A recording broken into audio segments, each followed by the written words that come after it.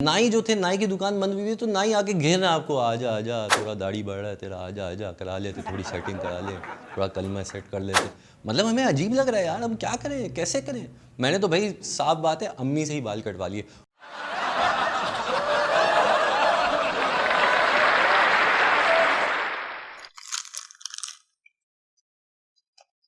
वाह भाई, इस मुश्किल टाइम में ये एक अच्छी चीज हो रही है कि हमें खाने को अच्छा मिल रहा है, वरना तो ये साल बड़ा मुश्किल साल है भाई, कोरोना वायरस का साल है। और ये कोरोना वायरस ऐसी एक अजाब है हमारे लिए कि आप समझे जैसे आपके घर पे आ जाते हैं मेहमान, और ये वो मेहमान होते हैं जो अपने टाइम से आते हैं और फिर जाते ही नहीं है, बैठे ही रहते हैं, बगैर फोन किए आ जाते हैं। आपको होता है कि शायद ये बोर होकर ही चला जाए, तब भी ये मेहमान दरवाजे पे खड़े होकर आपसे सवाल शुरू कर देते हैं, हाँ भी और बताओ क्या चल रहा है, अभी इतनी देर जो 1 घंटा बताया वो क्या था। ये उस मेहमान की तरह है, क्योंकि चाइना से वायरस आया, तो ये बेसिकली वो वाला आपका रिश्तेदार है जो बाहर मुल्क से आप यहाँ आता है, पता नहीं कहाँ उनको इतनी सारी छुट्टियां मिल जाती है, और आपको आके रहने के तरीके भी समझा रहा होता है कि ये ऐसे करना है, वो ऐसे करना है। सफाई पसंद शदीद होते हैं, मिनरल वाटर से नहाने वाली कौम होते हैं ये रिश्तेदार, कि मतलब हर चीज़ आपको टिक टॉक करके देनी होगी। और इस सिचुएशन में आपकी ऐसी हालत होती है कि जैसा आपको पता नहीं स्कूल में बुरा रिजल्ट आ गया, आपको गर्मियों की छुट्टियों में घर ही पे बैठना होगा, आप कहीं बाहर नहीं निकल सकते, आपके लिए कोई चीज़ नहीं आ सकती, हम कुछ कर ही नहीं सकते। मतलब इतना बुरा हाल हो गया हमारा कि हमारी तो मासी ने खुद ही फैसला कर लिया मैं क्वारंटीन में चली जाती हूँ, बताया भी नहीं। मतलब वो होता है ना पीस हमारा है, वो वाला सीन कर लिया मासी ने हमारे साथ। और घर पे मासी कौन बना, मैं। मतलब ऐसा लग रहा था कि मुझे मेरी अम्मा ने इंटर्नशिप का हायर कर लिया, जो स्टाइपेंड भी नहीं देंगे और इंटर्नशिप कभी ख़त्म भी नहीं होगी। सफाई कर करके मुझे दिमाग ख़राब हो गया मेरा, और इतना बुरा हाल हो गया कि मैंने जाके देखा कि ड्राइंग रूम में भी सफाई करनी पड़ी, जहाँ कोई आ भी नहीं रहा है। मतलब वहाँ पे सोफ़े पड़े हुए हैं, उन पर चादरें डली हुई हैं, जैसे मरीजों की तरह पड़े हुए हैं, वो कोई आ नहीं रहा, उनको पूछ नहीं रहा, बट साफ़ हमें फिर भी करना है।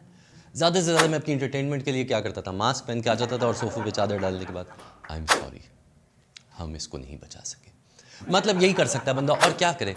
और ये सफाई करते करते मेरे दिमाग में बहुत सारे सवाल उठे कि हमारे घर में कितने एक्सेस आइटम हैं। ये 834 प्लेटें मेरी अलमारी में कर क्या रही हैं। पिछले 3 साल में इतने मेहमान नहीं आए, इतने दिन नहीं होते साल में जितनी ये प्लेटें पड़ी हुई हैं। हर तरह के सेट पड़े हुए हैं, फूल वाला सेट है, कोई लाइनों वाला सेट है, हर तरह की प्लेट है। कुछ प्लेटें तो ऐसी जो आज तक मैंने इस्तेमाल होते हुए भी नहीं देखी, और मैंने अम्मा से पूछा कि अम्मी ये क्यों क्यों नहीं हम ये इस्तेमाल कर रहे प्लेटें, क्यों हम महरूम हैं इससे। कहती हैं कोई हाई फाई मेहमान आता है ना, तो उसके लिए हम ये यूज़ करते हैं। यानी कि हम किसी हाई फाई लोगों को जानते ही नहीं, क्योंकि आज तक वो प्लेट इस्तेमाल ही नहीं हुई। हर चीज़ एक्सेस आइटम में। सोचें आपके झाड़ू जो होती है, एक होती है फूल झाड़ू, एक होती है तिनके वाली झाड़ू, 2 झाड़ू होती है सबके घर में। हमारे घर में फूल झाड़ू भी 2 हैं। मैंने कहा क्यों? कहती मेहमान के सामने दूसरी झाड़ू यूज़ करेंगे। अबे मेहमान के सामने झाड़ू क्यों यूज़ करेंगे? मेहमान के सामने तो झाड़ू का काम हो चुका होता है पहले से। हर चीज़, सब्जी काटने की एक छुरी है, फल काटने की एक छुरी है, गोश्त काटने की एक छुरी, मुझे लगता है मेरे लिए भी एक अलग से छुरी अम्मी ने रखी हुई है। और इस सब के साथ साथ पीलर भी 2 हैं।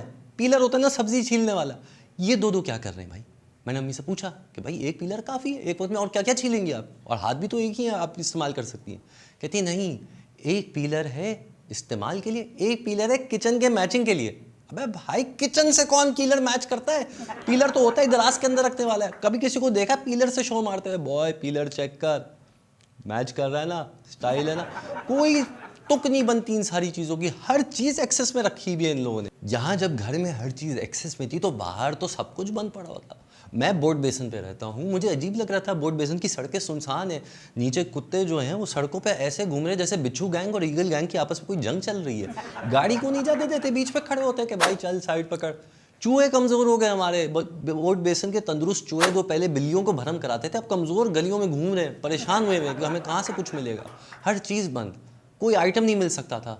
सोचे इस टाइम पे मुझे क्रेविंग हो रही है किसकी? नान की। नान नहीं खाने को मिल रहे थे हमें पहले 2-3 हफ्ते, तो भाई नान खाने का दिल चाह रहा था। और जब खुली भी तो सबसे पहले खुलने वाली दुकान ही नान की दुकान थी, और वो इतना अच्छा चल रहा है नान का सिस्टम कि भाई उसने तो साथ में बिरयानी भी ब्लैक में बेचना शुरू कर दी। नाई जो थे, नाई की दुकान बंद हुई है तो नाई आके घेर रहा है आपको, आजा आजा थोड़ा दाढ़ी बढ़ रहा है तेरा, आजा आजा करा लेते, थोड़ी सेटिंग करा ले, थोड़ा कलमा सेट कर लेते। मतलब हमें अजीब लग रहा है यार, हम क्या करें, कैसे करें। मैंने तो भाई साफ बात है अम्मी से ही बाल कटवा लिए।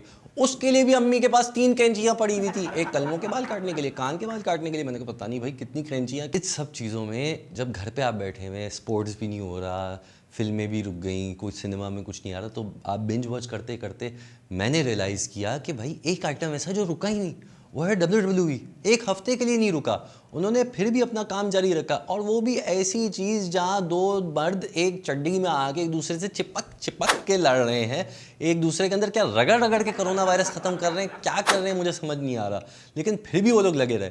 और उसमें भी मैं देखता हूँ कि भाई अंडरटेकर भाई आते हैं, अंडरटेकर का आना आप सबको पता है, एकदम से घंटी बजी, टन, लाइटें बंद हो गई, फिर से घंटी बजी, टन, लाइटें ऑन हो गई, अंडरटेकर बीच में और आसपास कोई नहीं।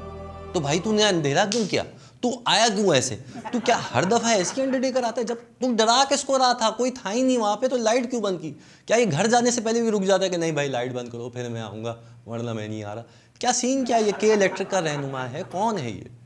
इस टाइम पे रमज़ान भी बड़े मज़ेदार थे भाई, हर इंसान अपने अंदर शैतान महसूस कर रहा था क्योंकि सब घर में बंद थे।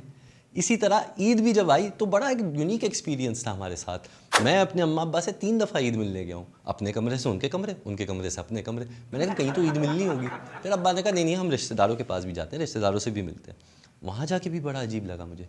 अब मेरा तो गोल इस सारे टाइम में ये था कि मैं अपनी इम्यूनिटी पे काम करूँ, हेल्दी हैबिट्स रखूँ, कोई अला बला कोई चीज़ नहीं खाऊँ, अच्छी चीज़ें खाऊँ। हम अपने मेहमान के पास गए तो सबसे पहले तो वो ईद मिलने आ गए। मैंने कहा आज इस दफ़ा ज़रा दूर दूर से कर लेते, बुरा मान गए, कहते हैं ये क्या तमीज़ है, ऐसी भी कोई ईद हुई। मैंने कहा भाई ऐसी ईद हुई वरना ये आखिरी ईद हो जाएगी, भाई ऐसे ना करें आप प्लीज़।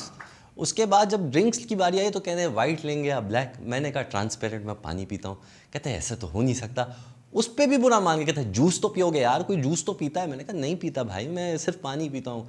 कह रहे ये कुछ नहीं होता कोरोना वोरोना, मुझे सारी गेम पता है। अरे भाई क्या गेम पता है, कौन से गेमर हैं आप। ये वो लोग हैं जिनको बचपन में कोई गेम नहीं खिलाता क्योंकि इनको तो पहले से गेम पता है, तो इसीलिए ये यहाँ पे अभी चौड़े बन रहे होते हैं।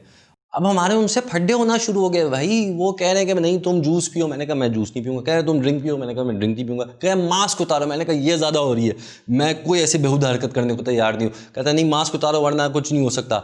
मैंने कहा ठीक है, मैंने मास्क उतारा और कहा आई एम सॉरी, हम अपने इस रिश्तेदार को नहीं बचा सकते। चटपटा, करारा और मजेदार, वाह अब आया ना मजा।